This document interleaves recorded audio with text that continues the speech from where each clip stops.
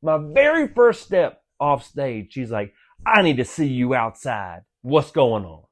What's up, guys? My name is Matt Damon. We're back with another edition of Story Time.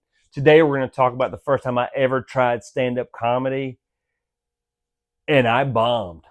I bombed so hard. And here's how it all started. At the time, I was doing sketch comedy on Vine. Twitter bought Vine and pretty much drove it under. But at the time, I was doing Vine. I had like 98,000 followers. I was gaining 1,000 followers every week, which was great. I was really enjoying doing it. It was kind of my opening. The door kind of cracked for me to step into comedy and kind of try to figure it out. So Twitter bought Vine, drove it under. So I ran over to Snapchat. I started doing like story times on Snapchat and doing like little sketches on Snapchat.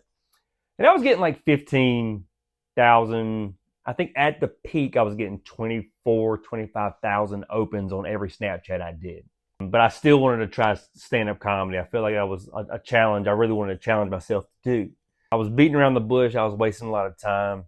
There was an organization here in Rocky Mount, North Carolina called the Mount Collective. And what they did was that they did like comedy, like they did poetry shows, like poetry nights and stuff like that. And they wanted to introduce stand-up comedy to their poetry show, poetry night.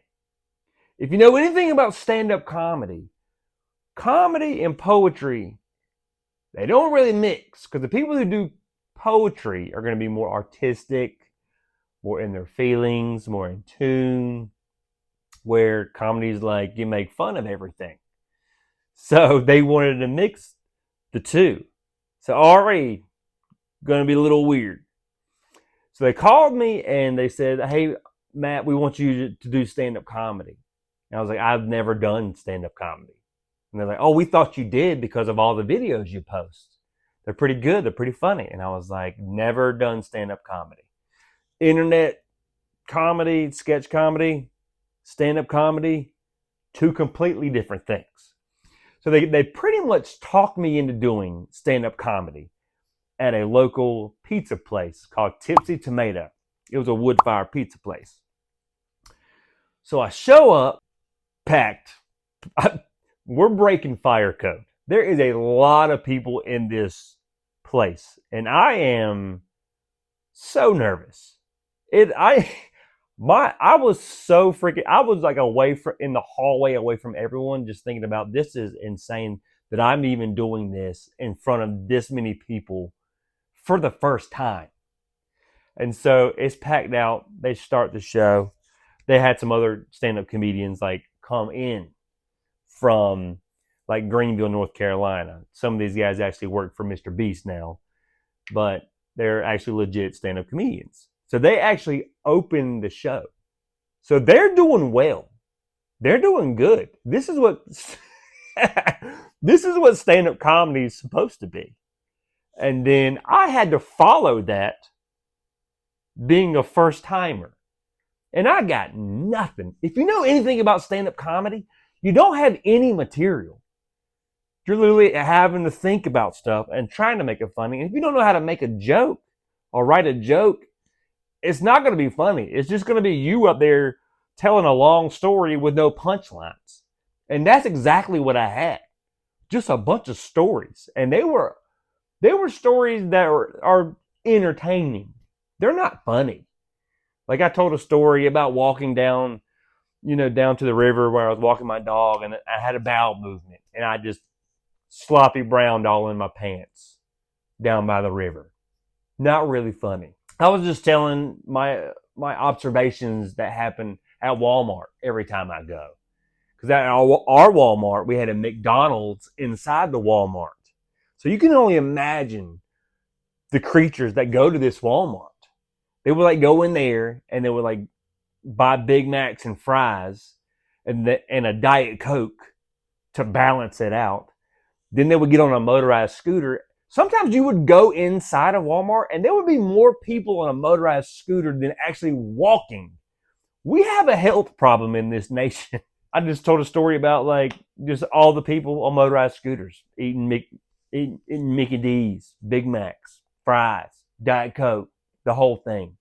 as I'm closing it out, saying, hey, thank y'all for coming out. My name's Matt Dameron, blah, blah.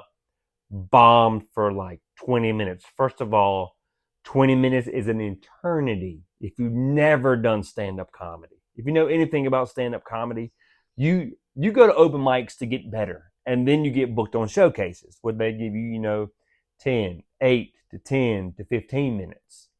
And that's when you're getting good. I've never done it before. And they gave me 20 minutes. So I bombed for 20 minutes just telling awful stories. Bombed so hard. I walk off the stage. And as I'm closing out, hey, thank you for coming, blah, blah. I'm leaving the stage and I see a lady. She's moving quickly and she's coming fast. First step, my very first step off stage, she's like, I need to see you outside. What's going on? I follow this lady outside. The door shuts and she turns around and said, I am so offended by the stuff you were saying up there. And I was like, what? She said, well, I drive those motorized scooters at Walmart, and I don't think that's funny at all. What I wanted to say is, hey, lady, I saw you walk pretty fast towards me. I think you're doing okay. Maybe you should just get mad or offended and go shopping. You could probably walk and do it. She was harping on the fact that I was making fun of people on motorized scooters. And look, if you were in a car accident, that's fine. Justified. You're fought in the war. Lost a leg. Also fine. Have a disease where you can't move your legs. Also fine too. But if you've literally ate your way into this situation, I don't have much sympathy. Sorry. But I didn't say this. I did not say this. And she was going on about this thing. So what I did say was, excuse me, ma'am, I am sorry that you got offended. Because in my head, being offended is a choice. You choose to get mad at things. You choose to get mad over something someone said that you disagree with. And that's crazy to me. If you don't like it, leave. If you don't like it, don't say anything. But she felt obligated to come talk to me about how offended she was about motorized scooters. So I just say, ma'am, I'm sorry that you were offended. That was not my intention. She kept on and on. She kept on and on to the point where she was causing a scene. She was causing so much of a scene that the people outside and around started to come to my defense, which is amazing. When you got people coming to back you up, and these are people that don't even know me. They were like, ma'am, it's okay. It's fine. This is comedy. It's a comedy show. He was doing a stand-up comedy routine. He's making fun of something. If I was me and there was another me in that room, I would be more offended on how bad I sucked at stand-up comedy than anything I said at all. Because I was bombing hard. But she was harping on the fact of these motorized scooters. People were coming in my defense, ma'am, it's okay. It's just a stand-up comedy show. He was doing his routine, blah, blah. Long story longer, I just kept on saying, I'm sorry you were offended, but I'm not going to apologize for anything I said. Because I'm not going to apologize for a joke. So she leaves. The conclusion of the night, it started to come to a close. They're wrapping up poetry. So they wrap up this poetry. I'm just outside chilling with some other comedians because I'm trying to learn how to be a stand-up comedian at the time. My buddy walks outside and was like, Matt, I saw that whole altercation with that lady. And you won't believe what happened. And I was like, what? Like, what happened? He was like, I was standing in the back. She was sitting at the bar. And she was eating 2 large pepperoni pizza, like big, huge, massive slices of pizza, and washing it down with a Diet Coke at the exact time you were talking about people cramming their face with Big Macs and washing it down with a Diet Coke. So maybe she felt personally attacked at the time. And he said, I watched her stand up and move with haste. She scurried. The lady that got offended about her riding the motorized scooter was scurrying across the way to talk to me about this. It's just a coincidence that this happened at the same time that I was talking about what I was talking about. And I thought that was a pretty wild thing.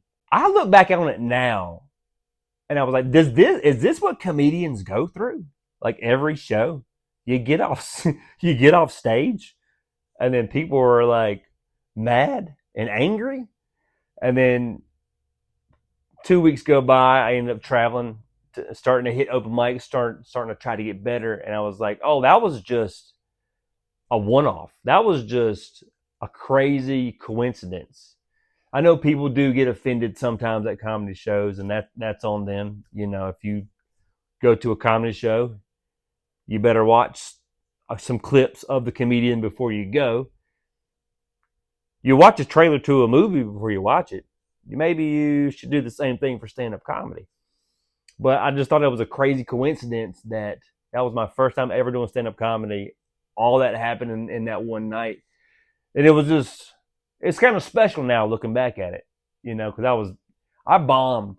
I probably bombed for 3-4 years a lot. Like I had decent sets here and there, but I was just bombing a lot before I became comfortable. Now I've been doing comedy for like 7 years and I freaking love it. There's no greater feeling than going on stage and making a whole room of strangers laugh.